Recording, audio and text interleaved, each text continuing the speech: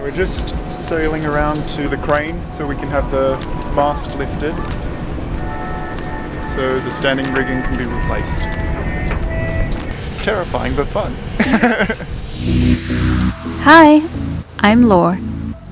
And this is Luke. After years of the city life, we decided to take the path less traveled and live upon the waves. So we did it. We bought a tiny floating home, Talia. Join us as we discover the Med, push our limits and learn how to sail in the process.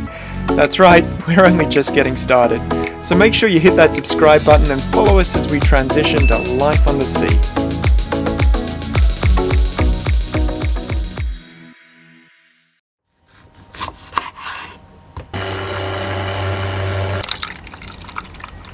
One of the advantages of living in Valencia is the Valencian oranges. Oranges! Start the day with a fresh orange juice with the world's finest oranges. It's a pretty good way to start the day. Hello everyone, this is day 4 in Valencia. And as you can see behind me, we don't have the mast anymore because when we bought the boat, the surveyor told us that we should replace the standing rigging. So the rigger removed the mast to do his job, and now we are officially the world's slowest motorboat. We've been a little too fast here, so let's start over from the beginning.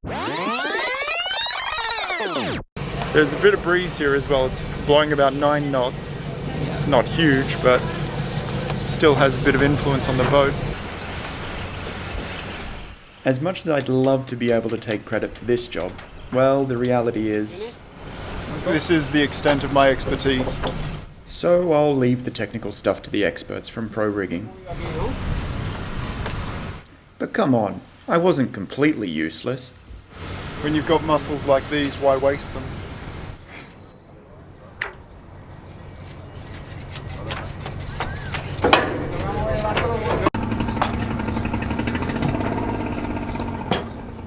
While Marcus went up the mast for a final check before we unstepped, he managed to lose a shoe in the process. Floating shoes seem to be part of the uniform for riggers. Undisturbed, he carries on up the mast.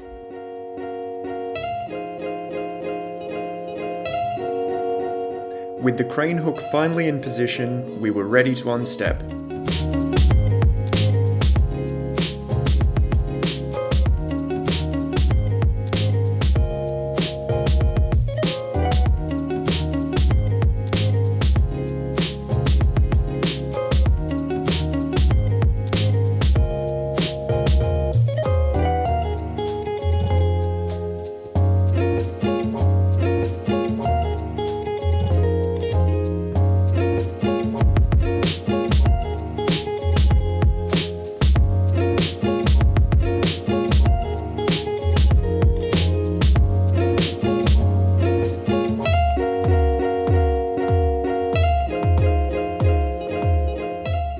By now the Valencian heat was starting to take its toll on us.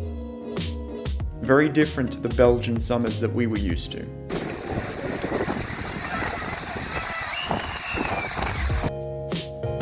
So we figured it was time to install the bimini.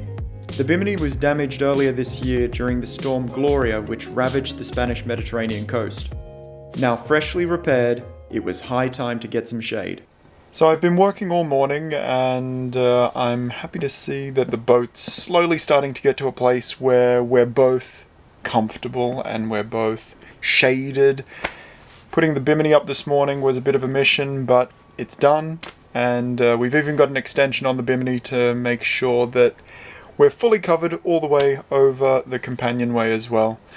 So yeah, it's exciting. We're slowly getting there, and I'm slowly starting to understand why this tribe of boat lifers exist. We're actually really comfortable here. It's not like camping. It's not like you're really having to struggle. It's comfortable. Of course, we haven't really left the harbour since we've been here, so we've still got a big mission ahead of us, but so far so good.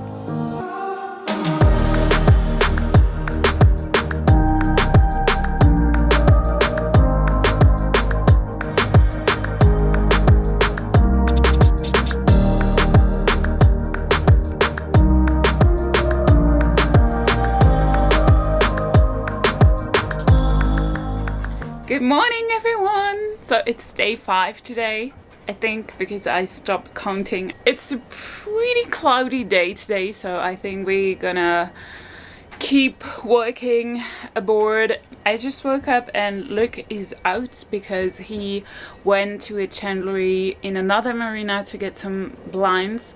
He's looking for blinds because we want to replace the tube in the living room. Because the old ones are quite filthy and dirty and we don't want them anymore. That's Luke's job for this morning, and my job is actually to go to the laundromat because we have a lot of stuff that we really want to be washed. What else? I need my list. Actually, every morning we make a list of things to do. And what's on my list today is also put the stickers. Yay! We're gonna have officially the new name of Talia on the boat. It's gonna be really nice because so far it's still the old boat name, so Fox. We're gonna remove the stickers and place the new ones.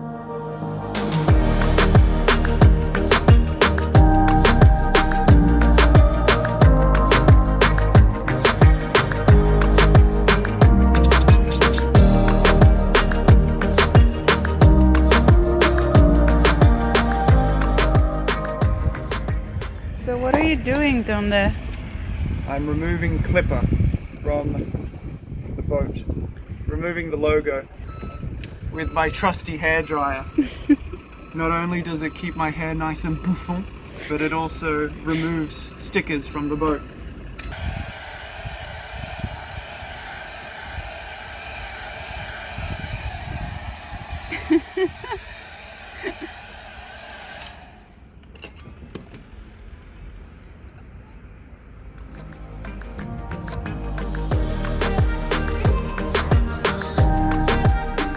Renaming a vessel is a bit controversial in the boating community. Some say it's bad luck, other people will say it'll anger the sea gods. But there is a boat renaming ceremony that can help to avoid the pitfalls of a name change. And that's just what we did. Something that we've learnt very quick into the whole process of owning a boat is there is so much tradition around owning a boat. And it makes sense why, right? You're left to the caprices of the wind, of the seas. There's tradition there for a reason. So, to that end, we've renamed the boat today. When you rename a boat, there is a ceremony that needs to be read out to pay homage to the gods. So here we go. So, to pay homage to Poseidon, O mighty and great ruler of the sea. To avoid boring you with my sermon on the bow, this process involves 2 key elements: removing all record of the old name from the boat.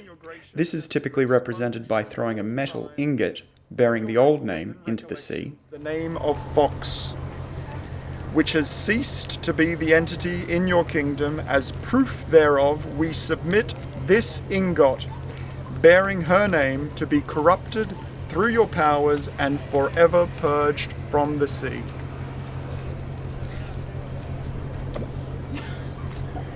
Following this, the boat is then rededicated under her new name. Champagne is then offered to the sea and then to all those present at the ceremony. Are required to pay homage.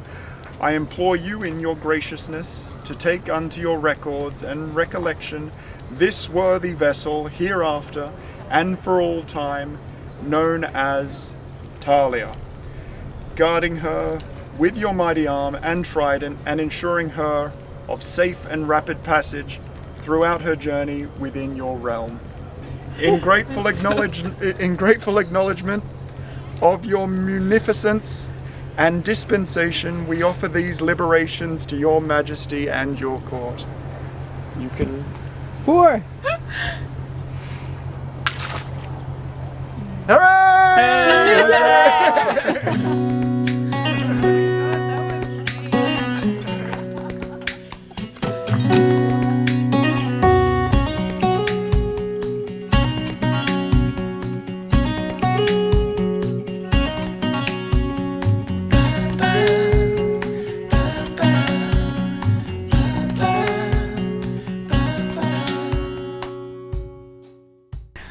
Hi everyone! So it is the first day of the week today, and we already worked a lot this morning. It is actually midday now. This morning we finished setting the sails up. One of the trickiest jobs following the standing rigging was putting all the lines back together in the boom, because all the reefing lines came out during the whole standing rigging process. So we had one of our riggers help us with that today.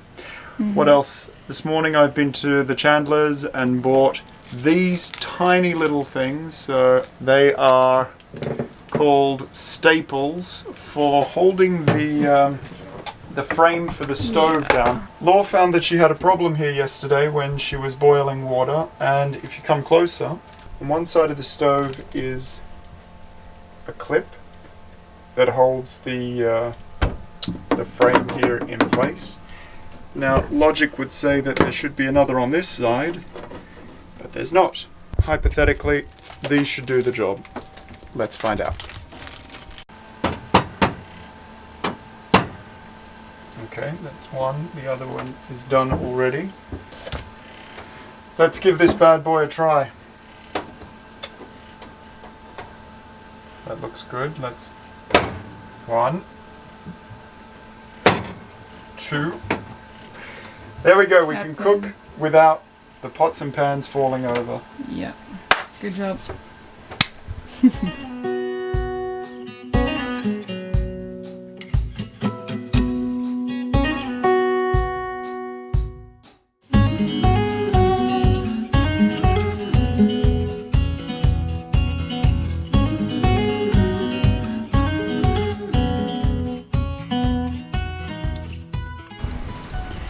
Buenas tardes. Hello everyone. So it is around 7 p.m. and we are having a little walk before having dinner around the marina, and it's very pleasant and lovely here. Behind us we have all these cranes because it's an industrial port, but honestly this is pretty nice. The Port of Valencia is the 5th busiest seaport in Europe. It moves an annual cargo traffic of around 81 million tonnes, ranking first in Spain and the second in the Mediterranean basin for container shipping.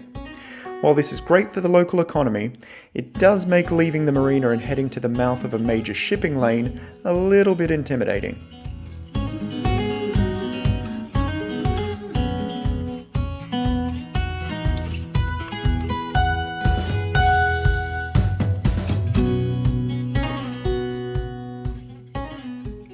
This was actually our last evening docked at the Club Nautic in Valencia.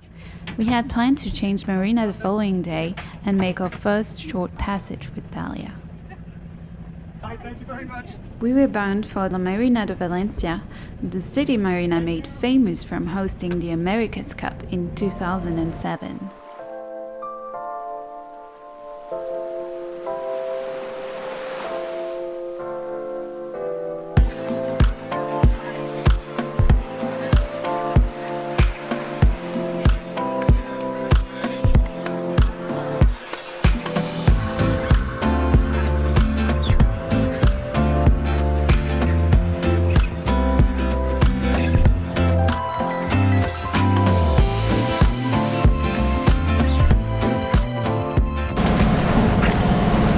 So this is it. We are finally out, and we're not sailing, we're motoring. But it's the first time we go out by our own. And this is very pleasant actually. A bit scary because we have a lot of big ships like this around us and we have to be very careful. But we enjoy it, I feel alive! What's happening now is we've gone out a little bit further to sea and found that there's a lot less surf, a lot less swell out here. Reason being is we're a bit further away from the breakwater here. And what happens is as the swell comes in, hits the breakwater, it then creates swell coming back out and you've got this washing machine sort of scenario. But that's past. We're now on the entrance now into La Marina of Valencia and should hopefully be there in about 15-20 minutes from now.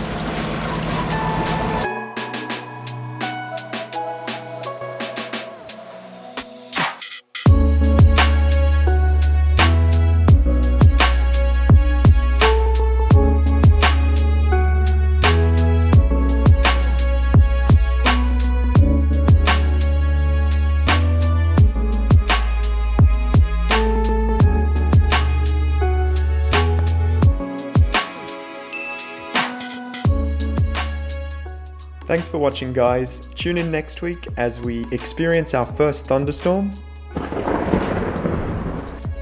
I change the speed transducer without sinking the boat. And we hoist the main, unfurl the jib, and finally start sailing.